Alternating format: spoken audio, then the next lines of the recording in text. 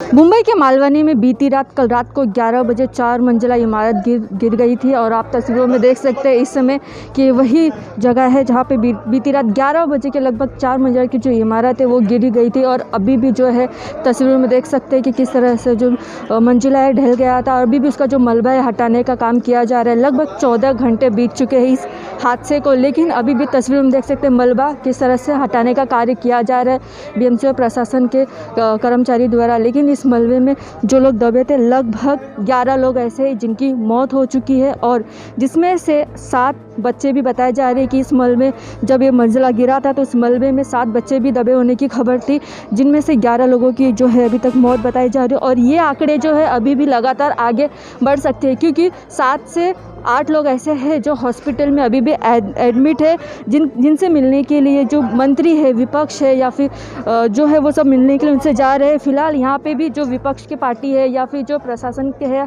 सब यहाँ पे विजिट करने के लिए आ रहे थे। अभी हाल ही में मुंबई की मेयर किशोरी पेडनेकर यहाँ पे आई थी, जायज़ा लिया और वो हॉस्पिटल में जाके जो पेशेंट है उनसे भी वो मिली थी, जिसके बाद उन्होंने ये अनाउंसमेंट किया है कि जो लोग इस मलबे में दब के जिनकी मौत हुई है उन सभी को प्रशासन की तरफ से 5 लाख रुपए का मुआवजा दिया जाएगा और जो लोग हॉस्पिटल में जूझ रहे हैं उनकी जो दवाई का खर्चा है वो प्रशासन की तरफ से मुफ्त में दिया जाएगा। लेकिन सवाल अभी भी अपने आप में ये उठता है कि आखिर जब भी बारिश शुरू होती है ऐसे हादसे जो है लगातार हर साल देखने को मिलते हैं। अगर आप तस्वीरों में देखें तो जिस तरह से जो मलबा गिरा था 4 मंजिला का, उसके सामने वाली मंजिला आप देख सकते हो किस तरह से झुका हुआ है और कितना खतरनाक ये घातक रूप हो सकता है। फिलहाल यहाँ पे सबको खाली कराया गया है। ऐसे ही अगर आप पूरी नज़र डालेंगे तो यहाँ का जो मलबा है देख सकते किस तरह से कितना जर्जर हो चुका है, कितनी तरीके से पुरानी हो चुकी है। तो ये कभी भी जो है गिर सकते हैं और यही कारण होता है कि जब भी बारिश शुरू होती है इस तरह के हादसे लगातार होते रहते हैं। तो कहीं ना कहीं इसमें प्रशासन की बहुत बड़ी लापरवाही जो नज़र आ रही है।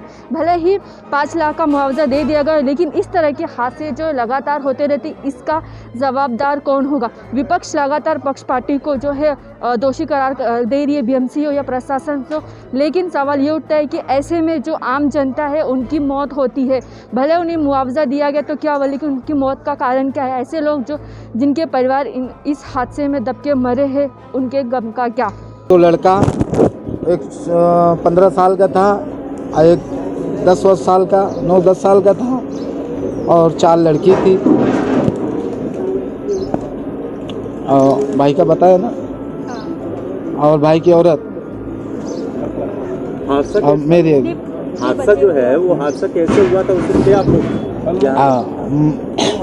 मैं चला गया था दूध लेने 10:30 बजे, 10:30 पौने 10 बजे दूध लेने गया। वहाँ से लौट के आया तो घर के पास जब आया तो मेरे को फ़ोन किया तो घर गिर रहा है। आया तो देखा गिर गया। मैं जब आया तो गिर चुका था, मैंने दिखा नहीं। जब आए सब लोग मतलब जो है ना कोशिश किए कहाँ का है तो ऐसा नहीं दिखे, तब जाके नहीं मतलब निकाले। जब वो ये अपना बुलडोजर आया और पब्लिक जो निकाले तो उसमें इंतकाल हुआ। कितने लोग थे टोटल? हमारे परिवार में जो है ना 9 लोग का मौत हुआ, टोटल 12 थे। और हाँ, और बगल में थे भाईजान करके, उनका एक लड़का खत्म हुआ है। मुझे लगता है बहुत ही गंभीर घटना घटी है क्योंकि 16 लोग की मौत और 7-8 लोग गंभीर जख्मी है और यह पाप बीएमसी, कलेक्टर, पुलिस मिलके हुआ है। इसलिए इसके लिए जिम्मेदार जिस कलेक्टर लैंड है वो कलेक्टर, बीएमसी और पुलिस है। इसके लिए जिन्होंने परवानगी दी, नहीं तो इसके ऊपर दुर्लक्ष्य किया, उनके ऊपर निलंबन की कार्रवाई हो, सदोष मनुष्यवध का गुना दाखिल हो। क्योंकि इसी तरह का बांधकाम कई लोग करते हैं और उनको पीछे रहने का काम भी कई राजनीतिक नेता करते हैं। तो मुझे लगता है रोड वाइंडिंग में गया था, कई लोग ने रुकाया। तो मुझे लगता है लोगों के जान के साथ खिलवाड़ करने का अधिकार ना प्रशासकीय यंत्रणा को है, ना हमें लीडर लोग को है। इससे संबंधित जो है उनके ऊपर कड़ी कार्रवाई की हमारी मांग रहेगी, नहीं तो बहुत ही बड़ा आंदोलन हम खड़ा करेंगे। ये देखो, पालक मंत्री की भूमिका पालकत्व की होती है, लेकिन इधर पालक ही मारक बन गए। क्योंकि हमारे सांसद गोपाल शेट्टी साहब ने लेटर देके अलर्ट दिया था, इसी तरह का 4-4 माले का इमारती हो रहा है, इससे हादसा होगा, लोग मरेंगे। पर्यायी आप रेवेन्यू के लैंड के ऊपर इमारत पंतप्रधान आवास योजना में खड़ी करो, गरीब को घर दो। लेकिन हमारी सूचना ये उनको राजनीति लगी और अपने राजनीति के लिए लोगों को इसी तरह से बसाया। लेकिन आज लोगों की जान खतरे में।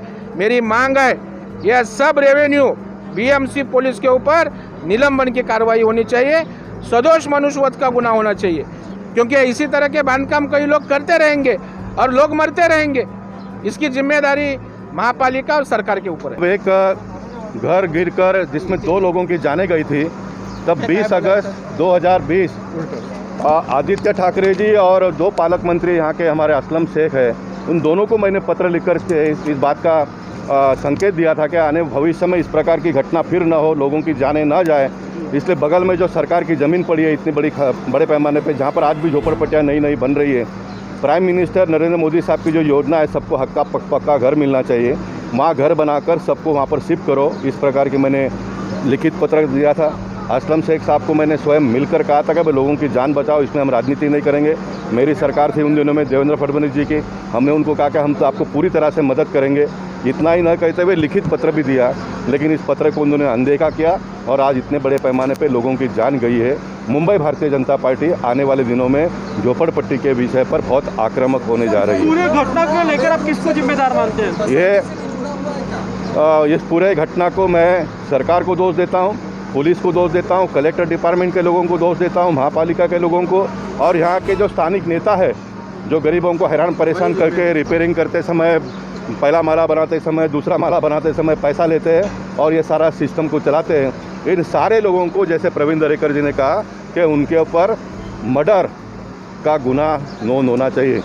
मनुष्य दोष का जो गुनाह होता है वो इन सारे अधिकारियों पर होगा, तो ये सिस्टम कहीं ना कहीं जाकर सुधरेगी। आपको लगता है सर कि क्या अवैध रूप से जो लोग आते हैं उनको बसाने के लिए भी कहीं ना कहीं यहाँ पे इस तरह के इलीगल कंस्ट्रक्शन करके उनको बसाया गया है? देखिए, आज़ादी के 72-75 साल में सरकार ने कोई गरीबों के लिए घर की योजना बनाई नहीं, इसलिए लोग आज मुंबई शहर में 1 रूम किचन का भी अगर आपको घर लेना है तो 80 लाख रुपया कम से कम मालौनी जैसे एरिया में चाहिए। दो लोग कहाँ से जाएंगे? 10,000 रुपया 15,000 रुपये महीने का कमाने वाला वो ले नहीं पाएगा। तो सरकार की योजना बननी चाहिए थी। देश में पहली बार नरेंद्र मोदी साहब ने योजना बनाई, लेकिन ये सरकार उसके ऊपर 1 रुपये का भी काम नहीं कर रही है। देवेंद्र फडणवीस जी जब मुख्यमंत्री थे, मैं आपको ऑन रिकॉर्ड कह रहा हूँ, मैं आपको कॉपी दूंगा, 2017 में इस प्रकार का कायदा बनाया है तो जो भी लोग रहते हैं, जितने भी लोग रहते हैं, उन सारे लोगों को पर्याय जगह दी जाएगी। इस प्रकार का कानून में अमेंड करके राष्ट्रपति ने उसके पर हस्तक्षेप किया है। 2017 के बाद आज 4 साल हो गए, 1 रुपये का काम इसके ऊपर हुआ नहीं। मैं स्वयं, हमारे डॉक्टर योगेश दुबे है, ह्यूमन राइट कमीशन में हम गए, वहाँ पर से ऑर्डर लाया है। इस प्रकार का हमने सारा काम किया है। हम आने वाले दिनों में ये जो आंदोलन है इसको और तीव्र करके मुंबई शहर के लोगों की जान माल की रक्षा करने का काम करेंगे। जो हादसा हुआ है कलेक्टर लैंड में, ये प्लॉटिंग एरिया है, ऐसा भी नहीं है प्लॉटिंग एरिया, उसमें ग्राउंड घर बना सकते हैं करके प्लॉटिंग हुआ है। लेकिन लोड बेरिंग में लोगों ने खुद के जगह बढ़ाने के लिए ग्राउंड +3 करके रखे, जो वास्तुशास्त्र जो हम आर्किटेक्ट प्लान के मुताबिक नहीं है। और अभी भी हम देख रहे हैं पूरा लोखंड सड़ा हुआ है, तो मुझे लगता है ये निकालना चाहिए। और कलेक्टर को ये कहा भी गया है, तो मुझे लगता है ये आने वाले दिन में या थोड़ा बारिश रुकने के बाद ये सब निकालना ज़रूरी है, वो निकालेंगे ही। अभी जो मृत हुए उनको 5,000 की मदद, 5 लाख की 5 लाख की मदद जारी की है, डिक्लेयर की है। और जो लोग हमारे हॉस्पिटल में एडमिट है, खुद मुख्यमंत्री सम्मानीय उद्धव जी ठाकरे साहब, आदित्य ठाकरे साहब या अपने पालक मंत्री सब जाके देख के आए हैं और उनको फ्री ऑफ दवा दिया जाएगा। कौन सी भी सर्जरी भी हो वो भी फ्री करे। भी सब पेशेंट स्टेबल है। एक आईसीयू में है, उनका CT स्कैन निकाला है, CT वो नॉर्मल है। लेकिन और 5-6 दिन उनको रखा जाएगा और उनको फ्री ऑफ चार्ज दवा दिया जाएगा। मैम एक चीज़ कि ये ज़मीन को लेकर जो है कहीं ना कहीं अभी जो बीजेपी के नेता आए थे उनका आरोप था कि कलेक्टर लैंड है, अवैध तरीके से इसका देखो निर्माण। ये तो बांधकाम है ना, ये अभी 4 साल में नहीं हुआ है, ये 10-15 साल का ये खासदार कितना साल का है वो भी देखो जा। खाली पत्र लिखे मेरी जिम्मेदारी खत्म, ये नहीं होता है। मेरी जिम्मेदारी खत्म नहीं होती, सबकी होती है। हमने माना ना हमारी भी जिम्मेदारी है, इसलिए मैंने हमारे डीएमसी को पूछा। जब भी हमारे ध्यान में आते कि ये ऐसे लैंड पे ऐसे घर है तो उनके पीछे लगना चाहिए, नहीं बनना चाहिए करके। हर एक की जिम्मेदारी है। अभी इसमें ज़्यादा बातचीत करना उचित नहीं है। जो मदद है वो कैसी उनके पास पहुंच जाएगी, और जो मृत्यु की जिसके घर में दस्तक हुई है उनको कैसा दिलासा दिया जाएगा, ये पहला देखना चाहिए। और भी ये जो सब घर है उसको नोटिस देके नीचे करके लाने के कलेक्टर, महानगर पालिका, इधर की पुलिस, इधर का नेता, सब ने करना चाहिए। जी मैम, एक चीज़ और बक्का, बारिश कल लगातार हो रही थी, उसके चलते ये हादसा हुआ। एक ऐसी घटना और हुई है वहाँ पर, आपने देखा होगा कि मैनहोल में एक लेडीज़ गिर गई, उसकी डेथ गिर हो गई नहीं है, गिरने वाली थी। जो रास्ते पे चलते वो टाकी का ढक्कन अलग करते लेकिन लगाने के लिए नहीं आते।